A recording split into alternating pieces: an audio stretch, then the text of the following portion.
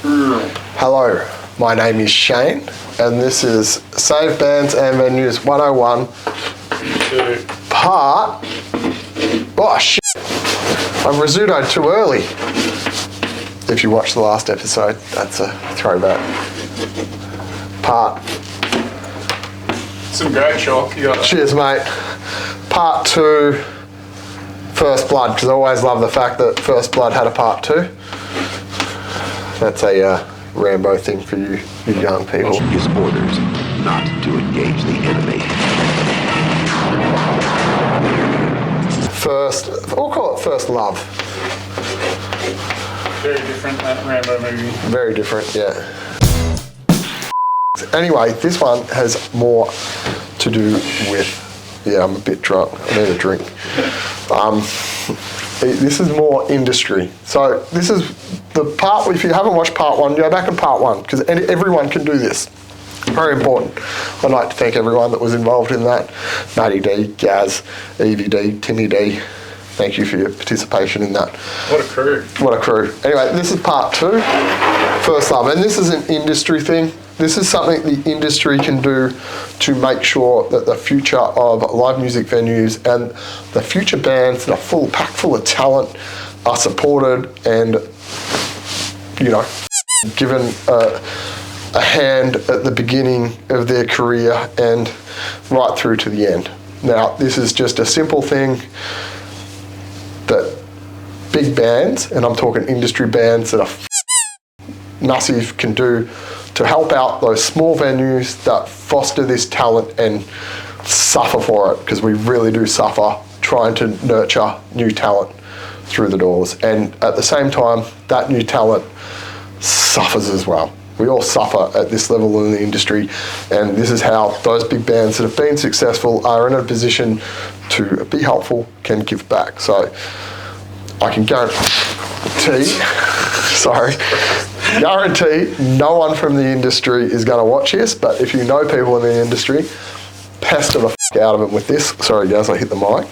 And we will see our cup overfloweth with the benefits of new bands and healthy, sustainable venues. We at that? Here we go. So it is really this simple. Bands that are in a position and lucky enough to have a career and be successful and to be able to go and sell out a place like, let's use, I think, one of the best run venues in Melbourne. I think that they're, in terms of professionalism and the way that they've approached music over the last 30, 40 years is second to none, and that's the Corner Hotel. I reckon that they're a great example of how live music should work in terms of venues. I think they're great. So let's say if you're a band that can sell out the Corner Hotel, or bigger, anything from the corner up, and you've got a show there on a Friday or Saturday night, why don't you come to a place like the Last Chance or Nighthawks or the Old Bar and play a show on a Wednesday or a Thursday or a Tuesday or even a Monday? And the reason why I'm saying that is because if you can sell out the corner, I can guarantee you the people that are going to come and watch you at the Last Chance are going to be the same people that are buying a ticket for your corner show. They're going to go to both. They want to see you in that little sweaty little room where the show's fucking amazing and they're that close to you that it's so intimate. And like, I've seen some big bands play at Lasties, and it's always, I've seen some, like, not even big bands, but bands that are fucking way too big. Like, I don't know if you've ever been to a Stiff Richard show or a fucking Drunk Mum show at the Last Chance, but it is something else. It is something else. It is such a great experience. So that is really, and I know that at the industry level, you're not going to get paid that much. It's not going to, I know that, compared to what you're going to get selling out the corner or the Forum or like Max Watts or anything like that. But what you're giving us is the ability to make some money when we usually wouldn't be making money. So we can have smaller new talent on, and we can make a loss on that night, because we make a lot of loss on nurturing new talent. So if you all stood the up and went, yeah, okay, we're going to make this a thing. We're going to do it. You know, sell out your big show first and then announce us. We don't give a f***. Like, we just want that show.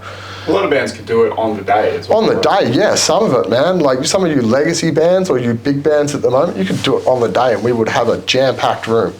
And if you're in the industry and you're a booker or you're a manager, if you want to continue having bands that you can take your percentage off, do this, because it will help us grow new talent for you to manage and book. We're in an ecosystem here. And Back on the thing. yeah, we're back on it. So here's new band. Right. Boom. Small venue. We're that first stop. Right.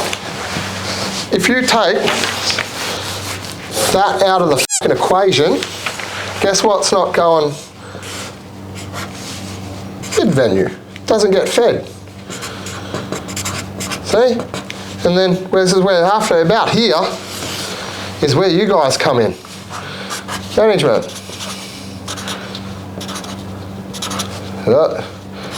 I'm sure they get it. Yeah, you get this. Bookers. Okay?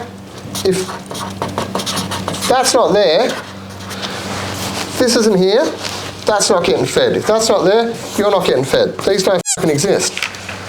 So, if we were to get, say, here, big venue,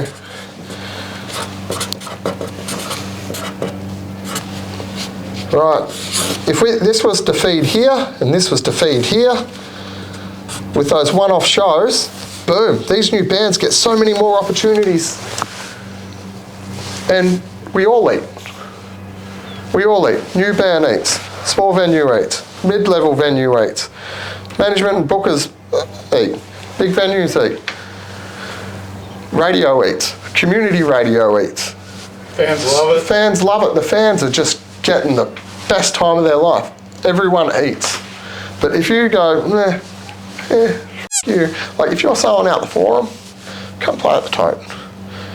If you're selling out the Corner, come play at the Last Chance. It really is that simple. So this is another basic thing that we can do. Don't get lost in the bullshit of things are complicated and shit like that. Just fucking ring, email, we'll slot you in, we'll give you a date, make it work. If you can work with venues and small venues and support them, they're going to support you by giving you all these new bands that you can take all these percentages off. Lovely. And it's fucking brilliant. And you know, it's remembering where you started. If you remember how hard it was when you started, it is 10 times harder now, 100 times harder to be a new band now.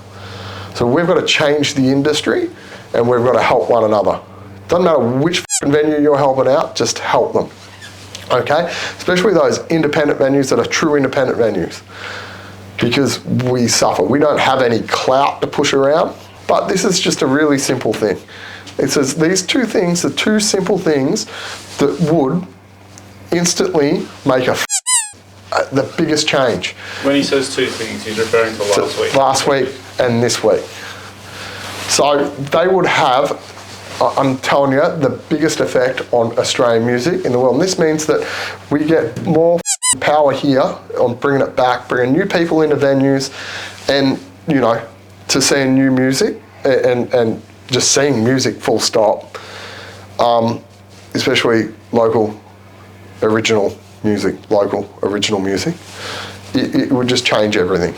So look, the ball's in our court collectively, whether you're in the industry or you're a punter. We can make the biggest change and it's very simple to do. It's a bit like anything in life, you gotta do it. I don't mean to get philosophical or anything like that, but literally every positive change starts with that first step and sticking to it and making sure that you're continuously moving forward and you're doing it.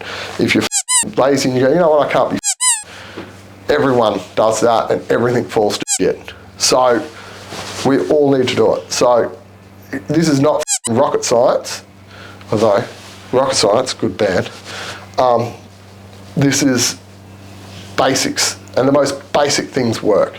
And I'm standing in a room that probably in all likelihood, if it hadn't have been for me going, you know what, I'm just going to do it. Don't care what people think, I'm just going to do it. It probably would not be here at the moment. It'd probably be a hole in the ground. And that's reality. So we can make it, all of you can make a difference and make the biggest difference. So if we can do this, I'm not kidding you people, we are going to change Australian live music for the better. I'm not saying it's the solution to all our problems, it's not, but this is something that we can do as individuals and as a community and as an industry to really make a fucking positive difference. So I know I feel like I'm barking up the tree, and I don't know how many people are going to listen to this, but I could be fucking wrong, I could be right, I could be a Public Image Limited song, but I'm telling you, this is good, and this is good for us, it's good for you, it's good for the bands, it's good for everyone. So that's it. So I just want to say thank you for listening to these diatribes of mine. But it is not. But anyway, oh, it was Peppy. There is a big dog. Nice Beretta. Use a match. Use a dress the same. You can't see us. We've got no legs. Yeah, I got no legs. I got no legs. Anyway, that's it. That's better Totes and Gardens.